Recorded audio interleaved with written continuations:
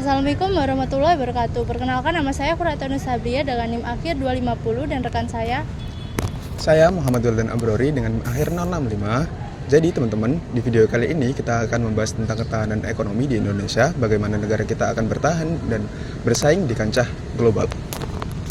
akan menambah wawasan kita semua. Mari kita lihat video berikut ini. Dalam beberapa tahun terakhir, dunia menghadapi tantangan yang sangat kompleks, seperti ketegangan geopolitik, disrupsi teknologi, inflasi global, hingga ketidakpastian rantai pasok. Namun di tengah dinamika ini, Indonesia justru menunjukkan kemampuan untuk tetap stabil dan melanjutkan pertumbuhan. Ketahanan ekonomi Indonesia bukan hadir begitu saja. Ia terbentuk dari fondasi yang terus diperkuat, kebijakan yang terarah, dan peran aktif masyarakat dan menjaga produktivitas.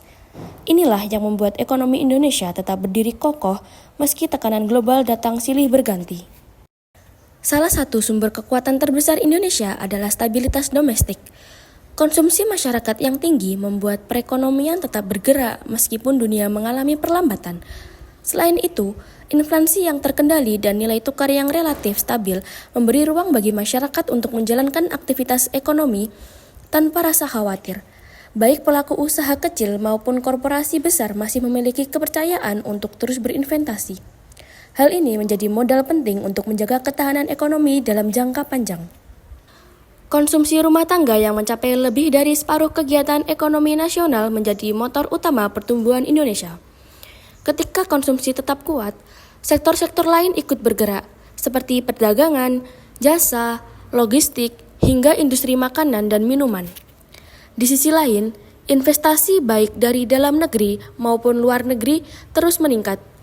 Pembangunan infrastruktur, industri manufaktur, energi terbarukan, dan pusat data menunjukkan bahwa Indonesia semakin dipercaya sebagai tempat pertumbuhan baru. Ekspor juga mulai bergeser dari sekadar komoditas mentah menuju produk yang memiliki nilai tambah yang lebih tinggi. Semua faktor ini saling menguatkan, menciptakan ekonomi yang lebih stabil dan adaptif. Kemandirian ekonomi adalah langkah penting menuju daya saing global. Untuk itu, Indonesia terus mendorong hilirisasi dan industrialisasi di berbagai sektor. Daripada menjual bahan mentah ke luar negeri, kini Indonesia mulai mengolahnya di dalam negeri. Industri nikel dan baterai kendaraan listrik menjadi salah satu contoh yang paling terlihat. Kebijakan ini tidak hanya meningkatkan pendapatan negara, tetapi juga menciptakan lapangan kerja dan memperkuat rantai pasok dalam negeri. Selain hilirisasi, penguatan UMKM dan pemberdayaan sektor pertanian juga menjadi strategi penting untuk memperkuat ketahanan nasional. Perkembangan teknologi membuat pola bisnis dan perdagangan berubah sangat cepat. Indonesia merespon perubahan ini dengan mendorong transformasi digital di berbagai lini. Pemerintah mempercepat layanan digital, perizinan elektronik, dan ekosistem digital yang lebih inklusif. UMKM kini memiliki akses untuk memasarkan produk mereka hingga ke luar negeri melalui platform daring. Industri besar juga melakukan modernisasi dengan otomatisasi, penggunaan big data, dan kecerdasan buatan untuk meningkatkan efisiensi. Semua inovasi ini memperkuat daya saing Indonesia dalam menghadapi kompetisi global. Tidak ada kemandirian tanpa sumber daya manusia yang unggul. Karena itu, pemerintah dan berbagai lembaga pendidikan terus meningkatkan kualitas kompetensi tenaga kerja Indonesia. Pelatihan vokasi, program sertifikasi, pendidikan teknologi, hingga literasi keuangan menjadi agenda utama. SDM yang produktif, adaptif, dan melek teknologi akan menjadi penggerak utama ekonomi di masa depan. Mereka bukanlah hanya mengisi lapangan kerja, tetapi menciptakan peluang usaha baru yang dapat bersaing secara global. Dengan SDM yang berkualitas, Indonesia memiliki peluang besar untuk menjadi pusat inovasi di kawasan Asia. Meskipun mendorong kemandirian, Indonesia tetap membuka diri terhadap kolaborasi global. Kerjasama ini tidak dimaksudkan untuk membuat ekonomi bergantung pada negara lain, tetapi sebagai strategi untuk mempercepat pertumbuhan dan memperluas jaringan ekonomi. Kerjasama teknologi, perdagangan, energi, hingga riset menjadi pintu bagi Indonesia untuk mengakses inovasi dunia. Melalui kemitraan yang saling menguntungkan, Indonesia semakin terlibat dalam rantai pasok global dan memperkuat posisinya sebagai negara berkembang yang kompetitif. Ketahanan ekonomi Indonesia terbentuk dari perpaduan banyak faktor yang saling menguatkan.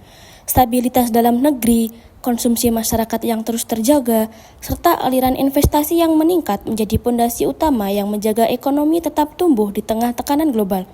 Upaya hilirisasi, penguatan industri dalam negeri, dan transformasi digital menunjukkan bahwa Indonesia tidak hanya ingin bertahan, tetapi juga ingin mandiri.